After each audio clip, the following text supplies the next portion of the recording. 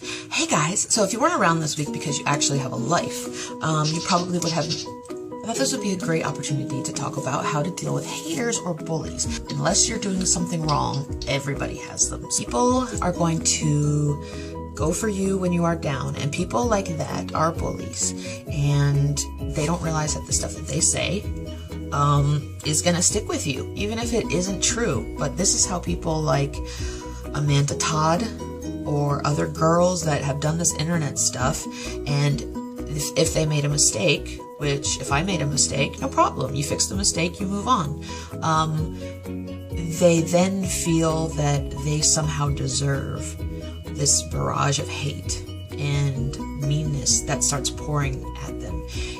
Even if 90% of it is from complete strangers, you start to believe what these people are saying to you, and you start to believe the lies about yourself that people are saying just to get a response from you or get a reaction. That's how a lot of these kids nowadays are committing suicide, because they may or may not be making mistakes by putting themselves out there in a certain way, and then people that are home with miserable lives and nothing better to do, living in a basement somewhere, probably 90% of them are anonymous, and if not, they're going to use some other name or, whatever, and they're going to call you names, and they're going to try to bring you down, and they're going to try to just dim your light. Stand up to your bullies. If you make a mistake, own it and correct it and learn from it so you don't make that mistake again.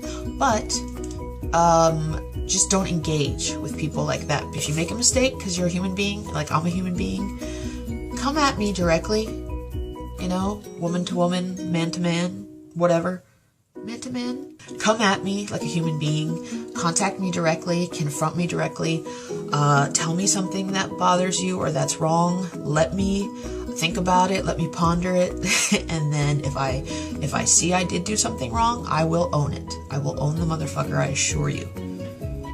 I am way too old to be dealing with stuff like this, but every now and then you have got to every now and then you have got to stand up to a bully, or else they will keep doing it, and people like that tend to manifest over the years in your life. That's something else I've noticed too. So if there's any kids that are watching my channel, which is weird, anyway, if there's any kids that watch my channel and I could offer you any advice, this is what it would be. Or for anybody that is being mistreated or is being bullied or being harassed, all the things that I've been going through. And if it seems like I only share certain dramatic things, again, it's because I want to put things out there that are of substance, and I want people to either escape or feel that they can escape, laugh at me, with me, I don't care, or learn from something that I'm going through. And that tends to be the drama things, because people can relate on that stuff. And the internet is a fantastic medium to utilize for good, which I wish more people did. But that doesn't mean that when the bad comes, I have to whitewash everything and pull the wool over people's eyes to pretend that everything is okay when it's not, because I'm not going to do that. Because if anything, I am authentic, and I will keep it real no matter what happens. So that's why I wanted to address this in this simple way, and this will be the end of it. I will not mention it ever again. I will certainly be a lot more careful when I post childhood pictures. But don't let people bully you into submission. 50 Shades of Grey? No, don't let people bully you, no matter what. Even if you did do something wrong, and you fix it, or you don't think you did something wrong, you should never ever bully somebody. It's never a tactic that's going to work. And if it works in the moment, great, but that has lasting effects.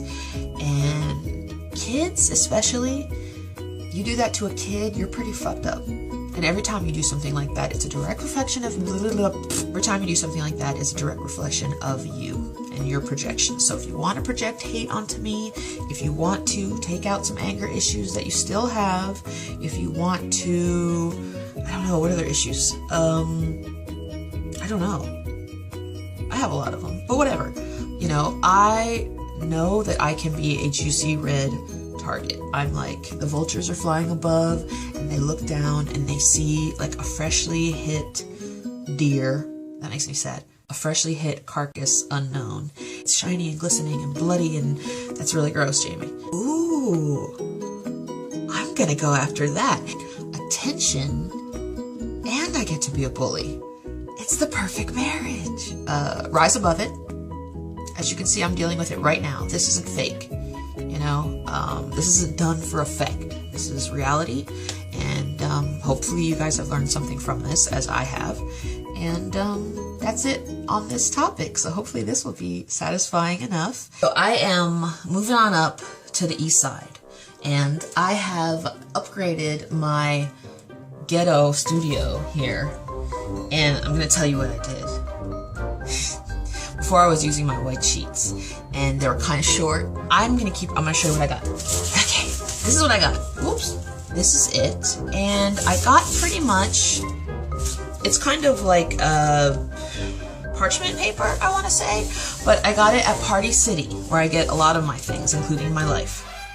I think it's supposed to be used as like a table runner or something, where you just pretty much, you know, put it on a table when you have a party. And then the reason that I like this is because when you hang it from your ceiling, it's about, like, it touches the floor. And what I was doing before, which was extremely ghetto, was I was taking pieces of furniture and I was leaning the sheets against it in order to create like a smooth backing like that. So, we're moving up in the big world, guys. I paid like $5 for this, and it was in the sale bin, and I thought that actually might work. I'm gonna probably be working around with the space a little bit just to make sure that it's kind of flawless.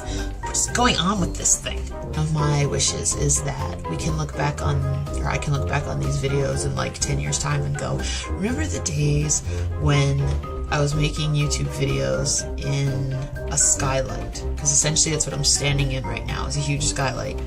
And remember when I used like parchment paper and I would hang it from the ceiling and that would like be my background so I could look all fancy like all the, you know, famous popular YouTubers, even though I'm not. I think this is real and it's cool.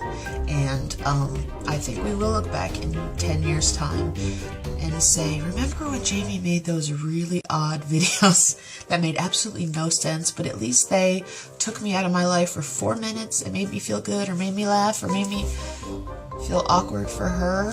Because these are the things that you're gonna remember and look back on. So this is my little studio upgrade. Came down to this or a pack of cigarettes, and I know. I've gotten a lot better. You know, I've gotten a lot better. Yeah, our little studio's growing. Maybe one day when I'm rich and famous, I'll have like an actual real studio with like actual real lights, so that I don't have to always escape to find a skylight to film my YouTube videos and share them with the world, because that's the only lighting that I look good in. Honestly, if you see me in real lighting, if you think the nose looks weird now, if you see it in real lighting, you guys are gonna be, ooh, yeah, you guys will be talking for days. This is nothing. I hope you guys are doing very well. Once again, thank you so much for subscribing, for hanging in there with me, for standing up with me, or for me, or below me. I love you guys so much. I'll talk to you soon. Bye.